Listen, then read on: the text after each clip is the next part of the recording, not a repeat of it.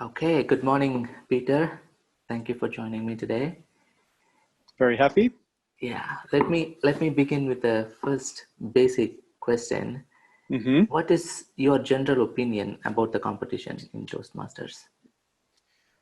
I think the big advantage of competing and joining a competition is that it really makes you prepare your best and it brings your best out in you. In a normal club meeting, you prepare, let's be honest, we don't rehearse nearly as much as we should, and we give the speech once and we're done. But for a competition speech, you really have to prepare and rehearse and put your best into it. And that's something that is a unique opportunity, not not part of the normal weekly Toastmasters routine. So you mean we will have to do more rehearsals when Yes, it comes to competition, right? Okay. absolutely. Yeah. What was your inspiration? Why did you participate in the competition? Probably for this reason, just to have an extra motivation. It's hmm sometimes hard to find the motivation if you sign up for a speech in 2 or 3 weeks distance and then you keep procrastinating. I think we all know that feeling. But for a competition, you don't have that choice. You have to prepare, you have to be at your best, at your top, and rehearse and test yourself and push yourself. So I Right. think that's the main inspiration. When did you win the competition, Peter? And how did you feel? Well, I've won several competitions, mostly in evaluation. That was always my favorite genre or competition type. And well, how does it feel? Sometimes it feels great because if you have a really tough field that you're competing against, I remember one club competition when it was Hans and Donny Farago and Tomasz Lipnet, and it was just fantastic to win that. Sometimes when you don't know your competition, then it's not as big of a feeling because you don't really know where to place yourself. And so, okay, I won, good. But of course, it's a great feeling. Let me ask you this question now. Did you lose any competition before? And how did Yes, you of feel when course. you lose? Well, it's a terrible feeling, obviously. On the other hand, uh, sometimes, actually, I remember winning a competition I don't think I should have won because I thought the other competitor was much better. And that's not a good feeling either. So sometimes winning isn't a good feeling because you win because maybe, especially at the club level where people know the competitors, maybe you have an advantage of just being better known or better experienced, or people knowing, oh, he's a great evaluator, so he's got to win. But maybe that's not true. Sometimes losing.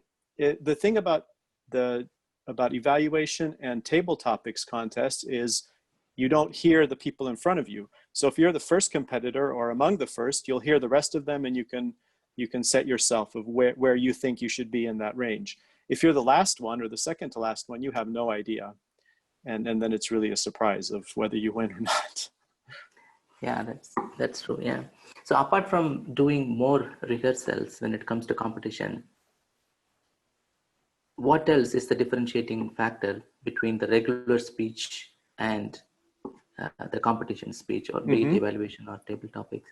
Right. Well, for evaluation and table topic, it's more difficult to prepare because what you can do is you think back, or maybe for a while you observe people, maybe you can look at videos and you try and pick up tips and techniques and so on, but you don't really prepare that much in particular. For a humorous or for an international speech, obviously you prepare a lot. The international has this, some people call it the inspirational speech contest. Formally, that's not what it is. But typically, if you look at the people who go on to the higher levels, it's humorous and inspirational, and those are the ones that win. It's just sort of the Toastmasters format. Whether it's good or bad, I don't know. But obviously, then you have to pick a topic that is somewhat inspirational, and it has to be funny. You have to have some humor in it, otherwise you have no chance. The humorous speech, obviously, it has to be funny, and there you have to pick a topic that you can make funny, but it can be funny in a, how should I say, in a civil way, because that's expected from Toastmasters. So you can't do a stand-up comedy routine which is full of nasty words and so on, because that's not gonna make it at Toastmasters. So I think really have to pick a topic very well.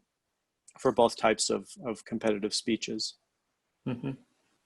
Were there any lessons that you learned during your competition? The biggest lesson is be prepared to lose, number one, because, and what's very difficult, and actually I have a speech about this and I should give it at the club. Maybe after the contest season, I'll give it at the club. It's about this lesson that I learned, that the problem with these contests is it's very, very subjective. And whether you win or lose might depend on 1 or 2 or 3 points. And it just depends on who the judges are, what they ate for breakfast that day, what they were looking for, what they weren't looking for. And the interesting thing is this is in spite of there being a very specific and set rule or, a list of criteria that you have to compete against. And so the judges are scoring you against a very specific. Did you use good grammar? 0 to 10. But maybe a 7 or an 8 or a 6 or a 9 makes a big difference in the end. So it's very subjective. And if you don't win, you can't take it upon yourself. And that's a tough lesson. And it's one that you have to be prepared for. You can't take it upon yourself that it's not because of you that you lost. You gave your best effort, and maybe there were better competitors than you, or maybe the judges just thought something different. Who knows?